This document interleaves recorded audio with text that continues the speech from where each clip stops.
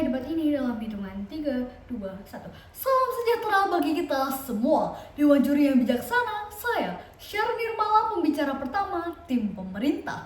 Hari ini kita tidak sedang berdebat soal hak asasi keluarga. Kita sedang berdebat soal masa depan demokrasi yang sedang dikerdilkan oleh ambisi satu golongan. Mosi hari ini adalah Dewan ini percaya bahwa dinasti politik membawa lebih banyak dampak buruk dibanding dampak baik untuk demokrasi. Saya percaya dan sangat yakin bahwa dinasti politik adalah benalu yang merusak akar keadilan. Jabatan publik adalah mandat rakyat, bukan warisan keluarga. Saat ini, praktik dinasti politik bukan lagi hal yang asing, baik di dunia maupun di Indonesia. Dinasti politik terjadi ketika kekuasaan politik terpusat pada satu keluarga saja. Ketika sedang menghadapi fenomena normalisasi dinasti, jika pada pilkada tahun 2015 yang lalu hanya ada 52 calon yang terafiliasi dinasti. Data Negara Institute menunjukkan ledakan luar biasa pada pilkada serentak 2024 yang lalu, di mana angka ini melonjak hingga lebih dari 140 calon yang terafiliasi dinasti. Artinya apa? Dalam satu dekade, pertumbuhan politik dinasti di Indonesia mencapai lebih dari 150%.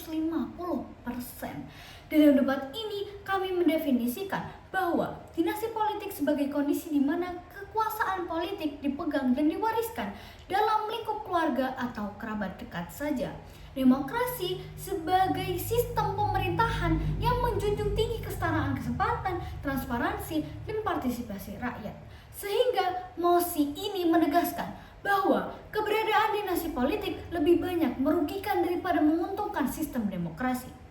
Dewan juri yang terhormat, untuk membuktikan mengapa mosi ini harus disahkan, izinkan saya memaparkan 3 argumen utama dari sisi pemerintah. Argumen yang pertama, menghambat kesetaraan kesempatan politik. Individu yang berasal dari keluarga politik memiliki keuntungan yang lebih besar dibandingkan masyarakat yang biasa. Akibatnya, demokrasi yang seharusnya memberikan kesempatan yang sama bagi semua orang menjadi tidak adil, hanya karena kelompok tertentu yang terus berkuasa. Argumen yang kedua, meningkatkan resiko korupsi dan nepotisme. Ketika kekuasaan berada dalam satu keluarga saja, potensi penyalahgunaan kekuasaan menjadi lebih besar. Praktik seperti nepotisme, yaitu mengutamakan kekeluargaan dalam jabatan atau proyek, akan semakin sulit dikontrol. Hal ini berujung pada menurunnya transparansi dan akuntabilitas dalam pemerintahan. Contoh spesifiknya apa? Di Provinsi Banten, riset terbaru tahun 2015 menegaskan bahwa dominasi klan politik tertentu selama puluhan tahun telah mengakibatkan kontrol atas sumber daya alam yang hanya menguntungkan jejaring keluarga, sehingga mematikan kompetensi usaha yang sehat. Argumen yang ketiga, melemahkan kualitas demokrasi. Masyarakat cenderung memilih berdasarkan nama besar keluarga. Ini membuat demokrasi kehilangan esensinya sebagai sistem yang berbasis pada kualitas dan aspirasi rakyat. Pada laporan dari The Economist Intelligence Unit tahun 2025 menunjukkan skor indeks demokrasi Indonesia berada dalam angka 6,44 flow demokrasi.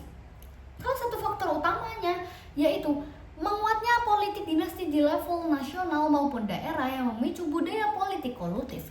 Berdasarkan 3 argumen tersebut, jelas bahwa dinasti politik tidak hanya menciptakan ketidakadilan, tetapi juga membuka peluang besar terhadap penyalahgunaan kekuasaan dan melemahkan kualitas demokrasi itu sendiri. Demokrasi bukan tentang siapa keluargamu. Demokrasi adalah tentang apa yang kamu mampu. Jika kekuasaanmu diwariskan, maka itu bukan lagi demokrasi. Itu hanya monarki yang menyamar.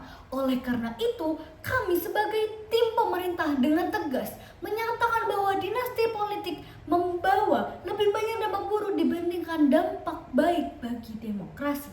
Sekian, terima kasih.